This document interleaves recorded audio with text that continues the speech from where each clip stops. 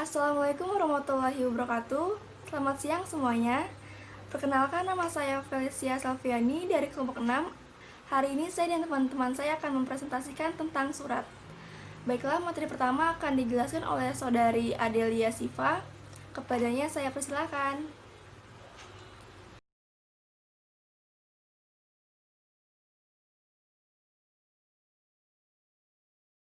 Jenis-jenis surat. Setiap surat memiliki jenis yang berbeda-beda. Jenis surat dibedakan berdasarkan isi, cara pengirimannya, tingkat kerahasiaan isi, jumlah sasaran, serta berdasarkan wujud fisik. 1. Jenis surat berdasarkan isi. A. Surat pribadi. Surat pribadi adalah surat yang digunakan untuk kepentingan pribadi. Surat ini dapat digunakan untuk menyampaikan informasi untuk keluarga atau kerabat terdekat. B. Surat resmi. Surat resmi adalah surat yang digunakan untuk kepentingan resmi, baik untuk perorangan, suatu instansi, atau organisasi. Contohnya, 1. Surat dinas, 2. Surat niaga, 3. Surat lamaran kerja. 2. Jenis surat berdasarkan wujud fisik. A. Kartu pos. Kartu pos adalah surat terbuka yang terbuat dari kertas berukuran 10 x 15 cm. Lembar kertas surat ini biasanya tebal sehingga berbentuk kartu. B.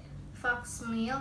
Faksmil atau biasa dikenal dengan fax adalah teknologi telekomunikasi yang digunakan untuk menyalin dan mengirim dokumen yang serupa dengan yang aslinya.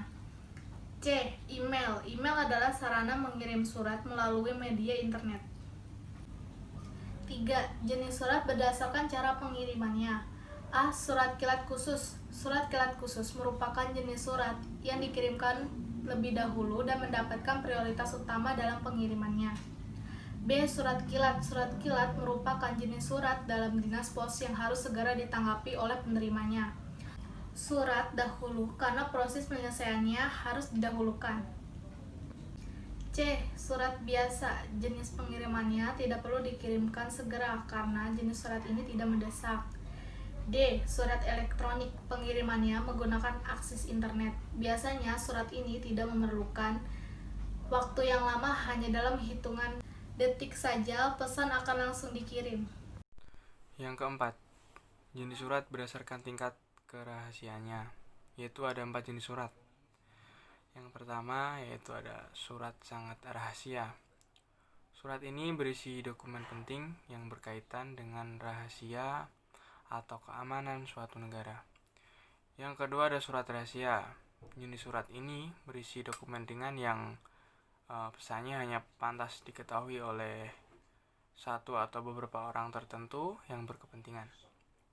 Yang ketiga, surat konfidensial. Surat ini layak diketahui oleh beberapa orang yang berwenang. Surat ini memerlukan suatu tindakan kebijakan dari orang yang berwenang. Yang keempat yaitu ada surat biasa. Surat biasa adalah surat yang pesannya dapat diketahui oleh orang lain tanpa mengakibatkan kerugian bagi pihak manapun. Lanjut ke poin 5, yaitu jenis surat berdasarkan jumlah sasaran. Yang pertama ada pengumuman. Pengumuman adalah surat yang ditujukan kepada beberapa orang, instansi atau organisasi yang namanya terlalu banyak untuk disebutkan. Pengumuman ini dapat digunakan dalam menyampaikan informasi kepada orang banyak. Lalu ada surat edaran. Surat edaran hampir sama dengan pengumuman, sama-sama ditunjukkan untuk orang banyak yang bersangkutan. Lalu yang terakhir yaitu surat pribadi. Surat pribadi hanya ditunjukkan oleh satu atau beberapa orang saja. Lanjut ke B, bagian-bagian surat. Bagian-bagian surat adalah kelompok-kelompok pada sebuah surat, sehingga susunan surat menjadi jelas, baik, menarik, dan sesuai dengan peraturan surat. Penempatan atau letak bagian-bagian surat tergantung pada masing-masing bentuk surat yang dipakai. Masing-masing bagian surat mempunyai kegunaan tertentu, di antaranya yang pertama untuk mengetahui dari perusahaan atau instansi mana surat tersebut dikirimkan. Yang kedua, untuk mengetahui kota, tanggal, dan tahun surat dikeluarkan. Yang ketiga, untuk mengetahui tentang atau perihal apa surat itu dikirimkan. Yang keempat, untuk mengetahui maksud dan tujuan serta keinginan dari pengirim. 5. Untuk mengetahui siapa nama dan jabatan penanggung jawab surat tersebut. Sebuah surat terdiri dari bagian-bagian surat yang disusun menurut bentuk atau format tertentu yang telah disepakati. Apabila disebut secara utuh atau menyeluruh, bagian-bagian surat itu terdiri dari kepala surat, tanggal surat, nomor surat, lampiran surat, hal atau perihal surat, alamat surat, salam pembuka, isi surat, salam penutup, tanda tangan dan nama terang, tembusan, dan yang terakhir inisial. Dalam bab ini akan dibahas satu persatu mengenai beberapa cara penulisan bagian-bagian surat tersebut menurut kaidah korespondensi atau berdasarkan bentuk dan kelasiman yang diterapkan pada lembaga yang bersangkutan. Berikut ini merupakan susunan dari bagian-bagian surat. Yang pertama ada kepala surat. Setiap surat resmi, baik niaga maupun pemerintah, pasti mempunyai kepala surat atau kop surat. Kepala surat berfungsi sebagai identitas dari mana surat itu dibuat. Adapun aturan baku antara lain yaitu dalam kepala surat harus tercantum nama lembaga, alamat lembaga, nama kota di mana lembaga itu berada. Lalu dapat dicantumkan juga logo atau lambang lembaga, nomor telepon, faks, dan sebagainya. Lalu tidak boleh dibuat terlalu besar agar tidak mengganggu keindahan surat. Lalu penulisan organisasi induk tidak boleh lebih besar dari nama organisasi yang membuat surat. Saya akan menjelaskan bagian-bagian surat. Yang pertama, kepala surat. Dalam kepala surat terdapat unsur-unsur sebagai berikut. A. Nama organisasi atau perusahaan. Untuk penulisan nama organisasi atau perusahaan menggunakan huruf kapital dan diletakkan di baris pertama. Jika ada unit dan subunitnya, maka diletakkan di baris ketiga. B. Logo. Logo atau lambang merupakan ciri khas dan identitas dari suatu organisasi atau perusahaan. Biasanya diletakkan di sebelah kiri. C. Alamat lengkap. Penulisan kata dalam alamat wajib diperhatikan. Contoh kata jalan tidak boleh disingkat menjadi JL atau JLN. D. Nomor telepon dan voicemail. Untuk kata telepon dilakukan lengkap, tidak boleh disingkat menjadi TELP. Nomor telepon tidak perlu diberi tanda titik karena bukan suatu bilangan jumlah. Hal ini juga berlaku untuk voicemail. Yang E. Alamat email. Alamat email atau surat elektronik adalah alamat yang dituju saat mengirim surat melalui media komputer yang memiliki jaringan internet. Yang kedua, tanggal surat. Dalam setiap penulisan surat, tanggal surat harus selalu dicantumkan. Ada dua cara penulisan tanggal surat, yaitu jika penulisan tanggal surat menggunakan kertas surat yang sudah berkop, maka tidak usah menuliskan nama kota. Tetapi jika penulisan tanggal surat menggunakan kertas tanpa kop surat, maka nama kota dapat dituliskan. Yang ketiga, nomor surat. Penulisan nomor surat ditulis lengkap, tidak boleh disingkat menjadi no. Sebutan kata yang digunakan nomor, bukan nomor. Nomor surat juga bisa diklasifikasikan menurut kode tertentu yang berlaku di sebuah instansi. Yang keempat, lampiran. Penulisan kata lampiran ditulis utuh, tidak boleh disingkat menjadi kata lam. Lampiran adalah berkas yang disertakan bersama surat yang dikirimkan. Setelah itu ada hal atau perihal yang menunjukkan pokok isi surat. Perihal berfungsi untuk menunjukkan keterangan isi surat secara keseluruhan. Setelah itu ada alamat surat yang merupakan petunjuk langsung siapa yang harus menerima surat tersebut. Setelah itu ada salam pembuka yang merupakan tanda hormat penulis surat sebelum berkomunikasi. Salam pembuka ini ada 3, yaitu dengan hormat, Assalamualaikum warahmatullahi wabarakatuh, dan salam sejahtera.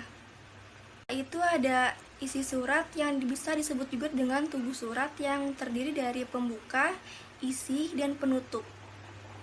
Setelah itu ada salam penutup yang dicantumkan di antara paragraf terakhir dan tanda tangan. Contohnya itu adalah hormat kami, salam hormat, dan wassalamualaikum warahmatullahi wabarakatuh. Kemudian ada tembusan. Tembusan diperlukan apabila ada orang lain yang perlu mengetahui isi surat tersebut. Baik, adapun fungsi surat.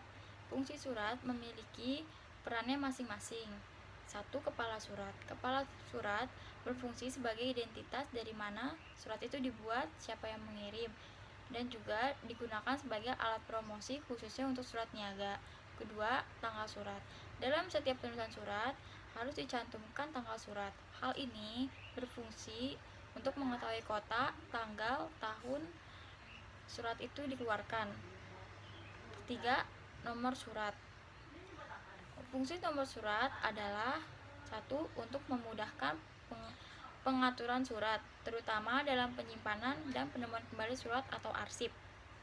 Kedua, untuk memudahkan mengetahui perihal atau isi surat.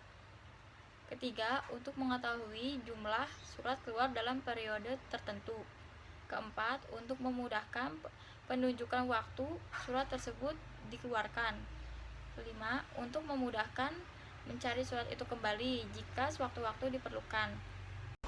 Keempat, lampiran. Lampiran berfungsi sebagai petunjuk yang mengenai dokumen yang menyertai surat. Kelima, ada hal atau perihal surat. Hal atau perihal surat adalah petunjuk mengenai isi pokok surat. Perihal berfungsi sebagai A. Sebagai simpulan isi surat. B. Memudahkan penerima mengetahui pokok permasalahan pada surat. 6. Alamat surat. Fungsi alamat surat adalah A. Sebagai alat petunjuk bagi penerima, B. Sebagai alat petunjuk bagi petugas administrasi. Ketujuh, salam pembuka. Salam pembuka berfungsi sebagai penghormatan yang ditujukan untuk si penerima surat dan sebagai bentuk awalan pembicaraan pada isi surat yang akan segera dimulai. 8. Isi surat. Isi surat merupakan tubuh surat. Isi surat terdiri dari 3 bagian, yaitu pembuka, isi, dan penutup. Berikut ini merupakan fungsi dari ketiga bagian pada isi surat. A. Pembuka. Pembuka berfungsi sebagai pengantar pada isi pokok dalam pembicaraan surat. B. Isi surat. Isi surat merupakan bagian terpenting dalam surat karena ada bagian berisi tentang uraian mengenai maksud surat itu ditulis. C. Penutup. Bagian penutup berfungsi sebagai simpulan dari isi surat. Ucapan terima kasih serta harapan dan imbauan atau respon yang akan diberikan. 9. Salam penutup. Salam penutup berfungsi sebagai tanda selesainya pembicaraan dan surat sudah siap untuk ditandatangani. 10. Tanda tangan dan nama terang. Tanda tangan dan nama terang berfungsi sebagai penanda bahwa surat tersebut sudah dianggap sah. 11. Tembusan. Tembusan berfungsi untuk memberikan kepada penerima surat bahwa surat yang sama juga dikirim kepada pihak lain yang dipandang perlu mengetahui surat tersebut. 12. Inisial. Inisial berfungsi untuk mengetahui siapa yang harus bertanggung jawab atau konsep dan ketika pada surat. Sekian presentasi dari kelompok kami. Bila ada pertanyaan bisa dipertanyakan di sesi tanya jawab. Terima kasih sudah menyimak dan mendengarkan presentasi kami. Wassalamualaikum warahmatullahi wabarakatuh.